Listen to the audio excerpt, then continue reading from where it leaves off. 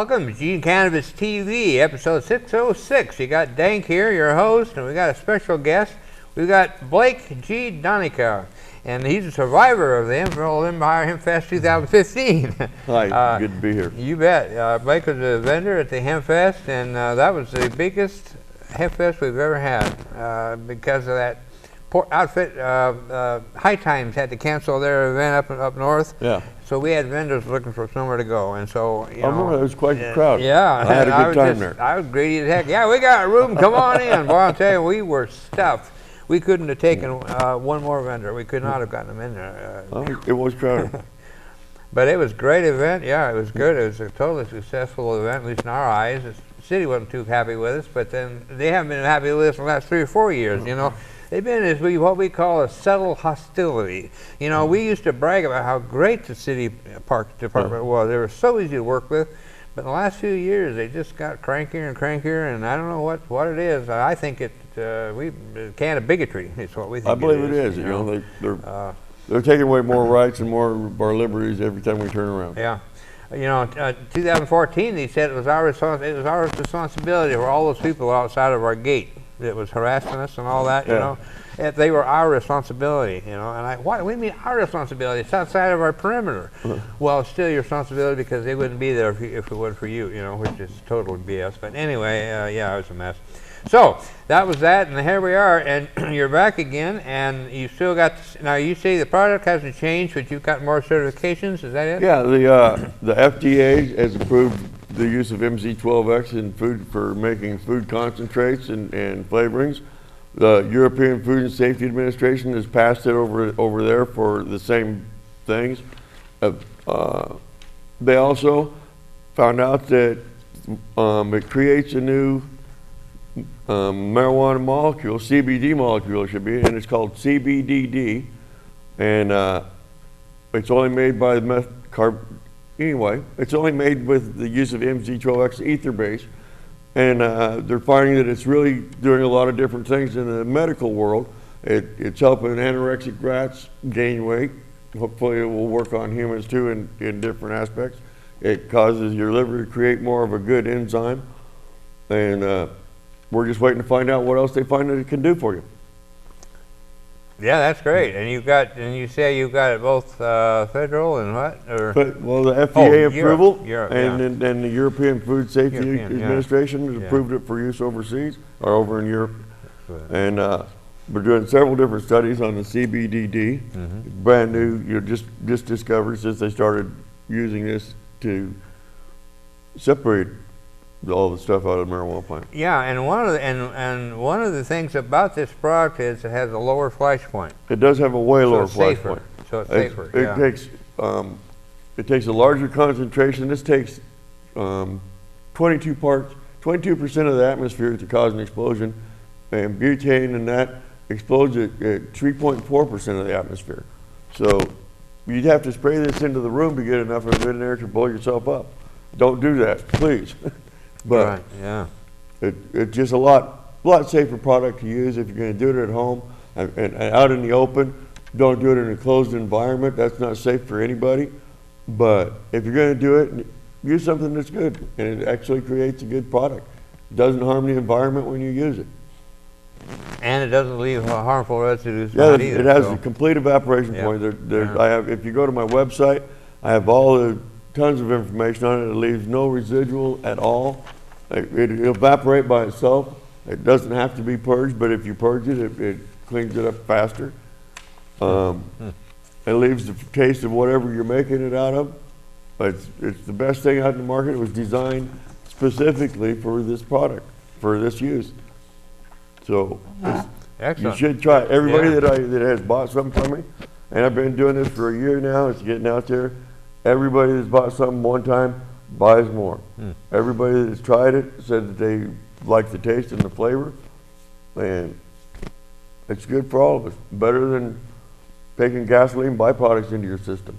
So people that don't know quite what the process is, they've heard the news stories about people blowing up houses and stuff. but not doing it safely. So, but how do you do it? Where do you get the stuff to do it with? Other than I mean, obviously you got the butane, but how do you do the other? How do you get the other thing? All the shops in town carry the glass extractor tubes. That's the best method of doing it. Glass is the safest thing to use with that. There's several videos go on YouTube. There's 55 different videos of people making this at home. There's people using closed loop systems. It can be used in everything. So YouTube is the place to go for video instructions, and they'll take you and walk you clear through it. It's there you go. It's an easy, simple process, and it makes the best medicine, or if you're using a recreational drugs that you can use. It's great, yes, and you also see, in fact, you may be watching us on YouTube, so that'll work out pretty well. Yeah. Yeah, we're on YouTube now, and just type in Eugene Cannabis TV and in the search engine on YouTube, and hit check out the episodes. We have, I've forgotten when we started, but our earlier ones are still on VHS, and I've got to get them converted to digital, and that's a project that hasn't been done yet. But anyway, we'd like to get some of those old shows on, because we've got some really neat old shows. We've got some people that were on our shows that have since passed. It would be nice to be able to see them again, you know. So we hope to be able to do that. But yeah, so all the products are available in town. Now you just go to your local shop. You can go to right now Wheeler Dealer.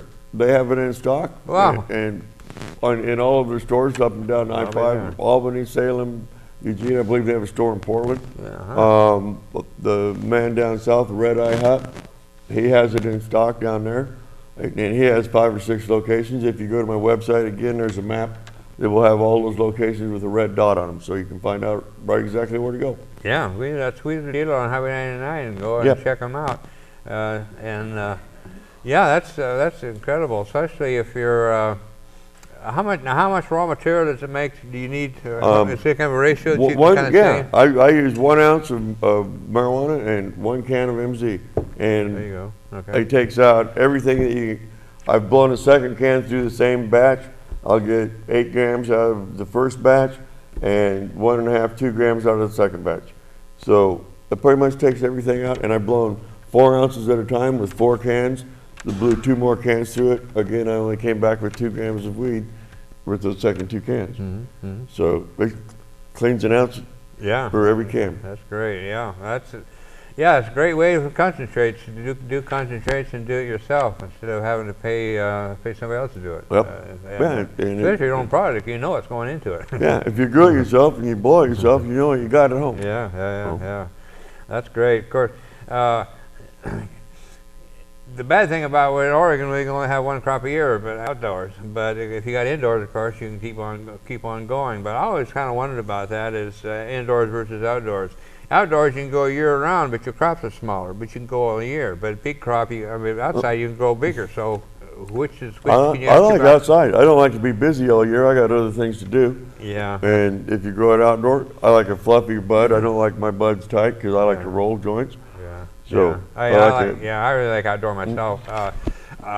Somebody made a good point that I hadn't thought about. They said, well, the reason that indoor is so popular is because it's been illegal and we needed to go indoors. And I hadn't thought about that. Yeah, that is. Not only the fact you can grow year round, but it's more importantly, it's just like you said, you got to be inside because you need to hide it. So it's good you got to go indoors, you know. Yeah, but if you're indoors, also you don't ever have the wind blowing anything off, or the rain doesn't wash anything away. And you can control the temperature and humidity. You can make it just as mean as you want. Right. Oh yeah. Yeah. Of course, you still got your bug problems and all that. You got to keep it on top of it. Yeah. But it's. Well, it was fun. I grew 1 outdoor crop the year before last, and that was a blast. I really enjoyed it. Did I tell you about that? We had it on the show. No, I didn't. Yeah, we had, when I first planted the plants, we went out and we filmed them, and I went through and we showed each plant and all that. And then the second, then when they were about half grown, we went and did it again. And then right before harvest, we went and did it the 3rd time. And they're on segments on different shows. And yeah, it came out real everybody loved it. I like growing. It's kind of, it's fun. We grow, my girlfriend grows a garden, and I grow my garden. And you know, I'm just as happy with my fruit as she is with hers. Yeah. Oh yeah. And yeah. And it's fun to watch it grow. Yeah. And every plant, yeah. you know, every strain has its own smell and its own. Yeah, I didn't have a couple of my plants. I didn't have them supported quite well enough, and a couple branches broke. You know, oh my gosh, because they were so big colas, such big colas that they overloaded the branches. Well, I take we grew a bunch of Hawaiian last year, and it got real tall, about 12, 14 feet. So I took and cut them down, and I saved the stalks and dried them and made walking sticks out of them. Yeah. And they're as stout as bamboo, but lighter. Yeah. And then a friend of mine grew some, and the stalks came out of the ground about that big around. And I kept about that much, 4 or 5 of them, and make bongs out of them. Oh, yeah. And they're big enough, they're going to be, I don't know if I can bring them down and show you because they're made out of marijuana and it's on the school grounds. So I'd have to check into it, but it would be non-usable. Well, because it'll be varnished and waxed. Yeah, well, they wouldn't know either. Well, I don't know. That's interesting. I don't know. I know.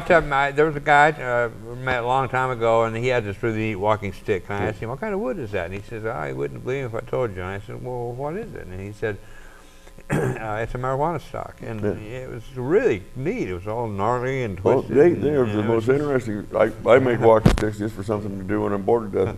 But they make some pretty nice sticks, and I give them away down at Roadie Festival. And last year I had a bunch of them in marijuana stalks, and this one group of people that I always go hang out with, they're all getting older and they can use some canes. Well, I went and asked the guy whose property it was, you know, if I could give these marijuana sticks away.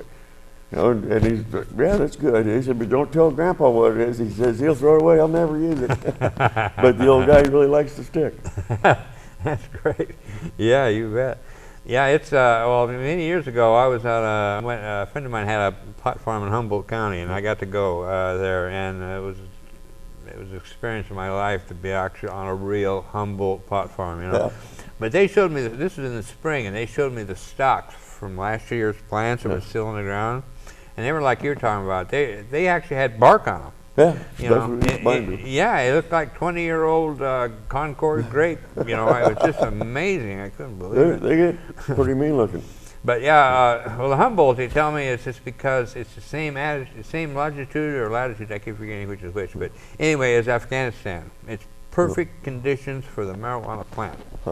And the plant's the fact that it was logged off 50 years ago. So now they got roads out through the woods and everything, you know, for access. But now it's growing up, so you got good cover, you know. So now, yeah, it's. But they told me, they said, we think of Humboldt County and Mendocino and Trinity as being the Humboldt. I mean, as being the center. But actually, it's the whole West Coast. Well, yeah. I can remember Deadwood. We was famous back when Humboldt weed was up there. Oh yeah. Well, we're gonna take a break here a second, just a little bit, and be in our second half. So we're gonna take a break coming up, but.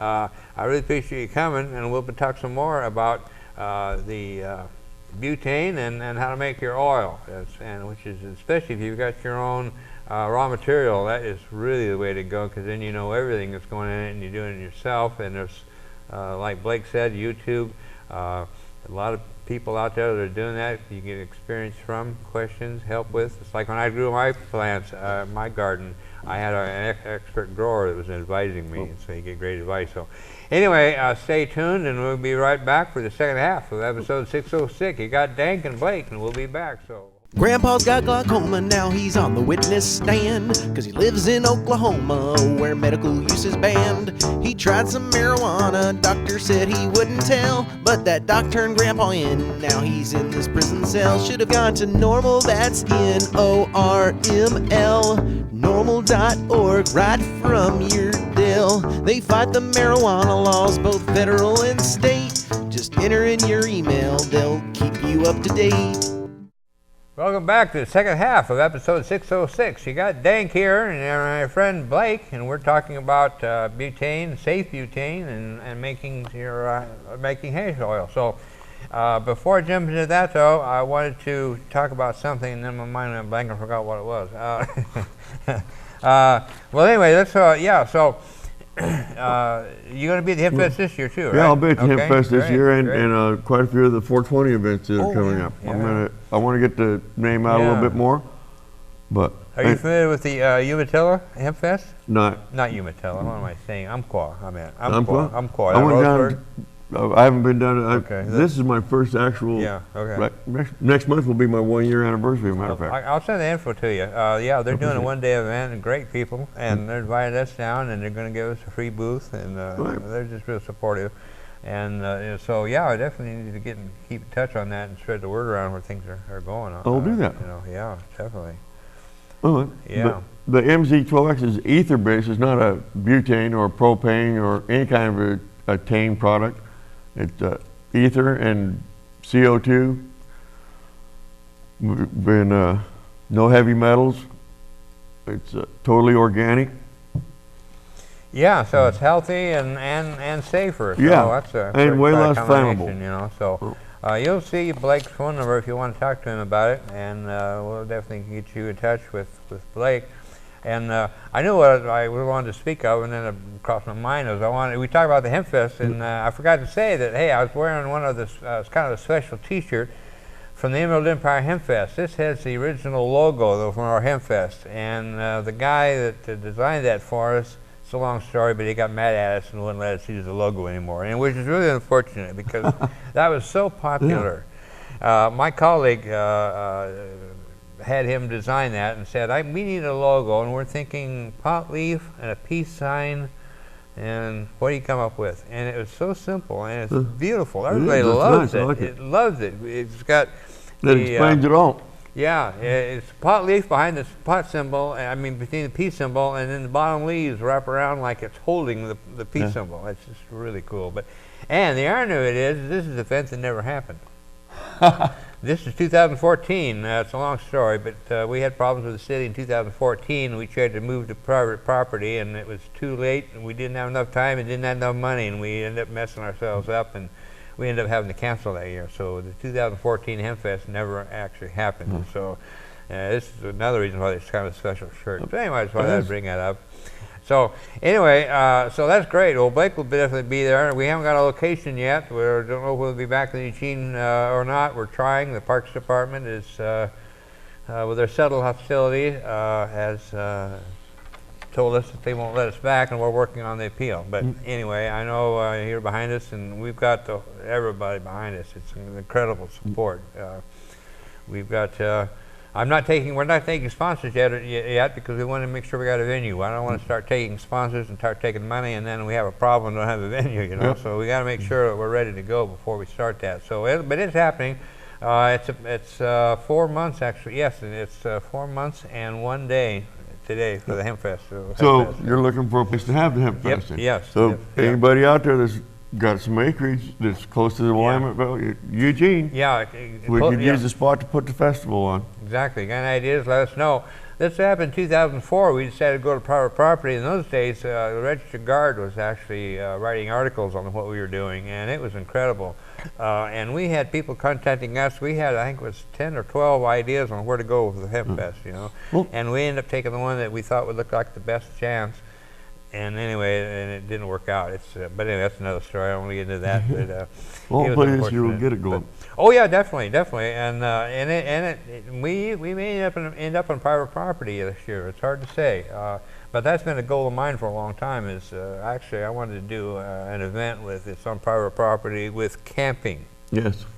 To where you pay, and everybody pays admission. We pay the bands. Everybody's out to make money on this one, you know.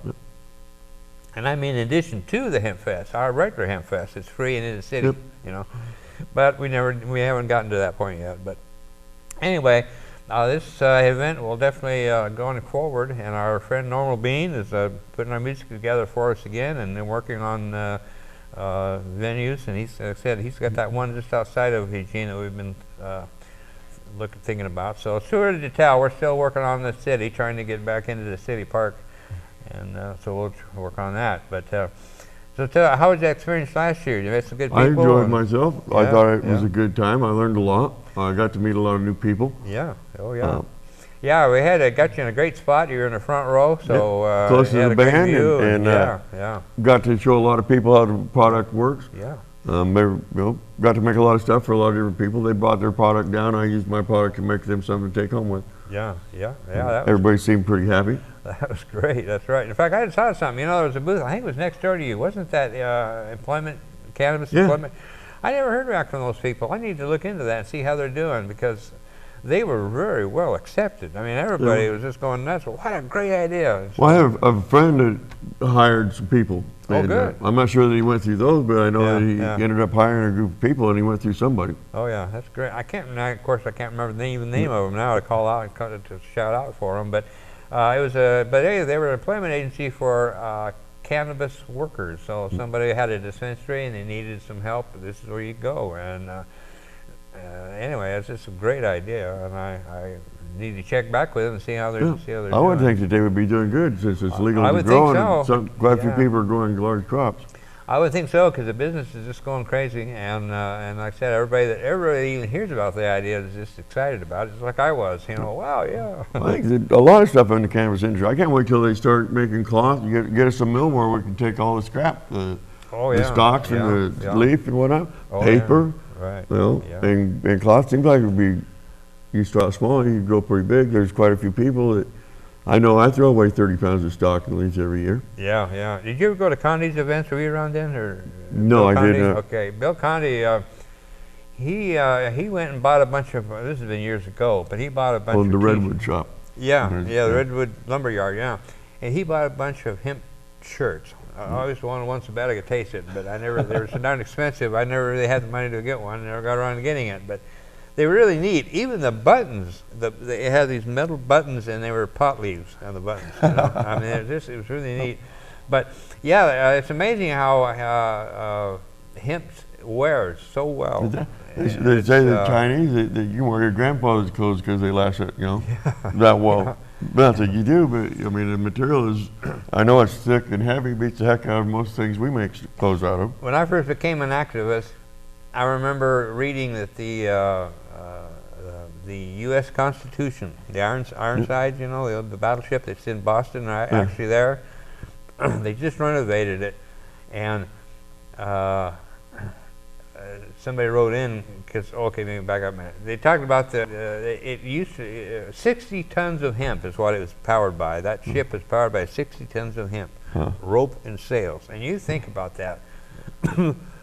In the environment of the ocean, the winds and the sun and everything, it's just amazing. And yet, and they held up to that. That's just amazing. It's a natural product. But anyway, they were discussing that on the internet, and somebody wrote in and said, yeah, they just renovated the U.S. Constitution. I live in Boston, and I went down and looked at it, and he said, the sails and all the rope is all synthetic, and it's black. So yeah, but anyway, but originally it was hemp, and well, when they first moved here, if you owned property, you had to grow hemp. Yeah. Oh yeah. I know I've worked back east a lot in Illinois and Indiana and a lot. Every ditch out there is full of hemp. Yeah. Oh yeah. And so now and by the way, I don't know you heard about this or not, but they grew a few hemp crops this year, or last year, And and there was one. And there was an article, it was actually, because we did the news story, but there was one grower down in Medford. They admit that they were a little lax on their fences because they were on a deadline to get it in the ground, and so they didn't have enough time to work on the fences like they'd planned on. So the deer got in. They planted 1,100 plants, and the deer ate all but 65 of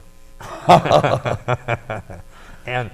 And the first thing you think of is just the deer likes getting high. This is industrial.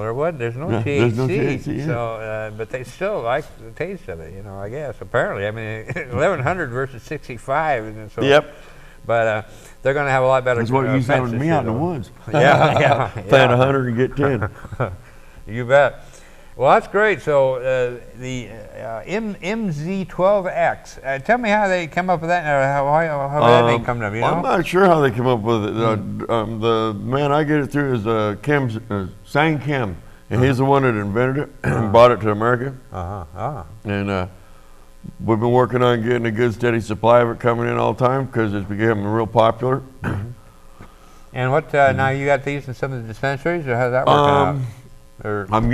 Matter of fact, as you brought up, I'm looking for a wax maker. Everything has to go, in order to go to a dispensary anymore, it all has to go through a kitchen, a certified lab that Right, is making it. okay. I'm looking for a lab that wants to make a batch with MZ12. Ah. Right now, everything's being made out of butane, propane, CO2. I'd like this to get out on the market, MZHO.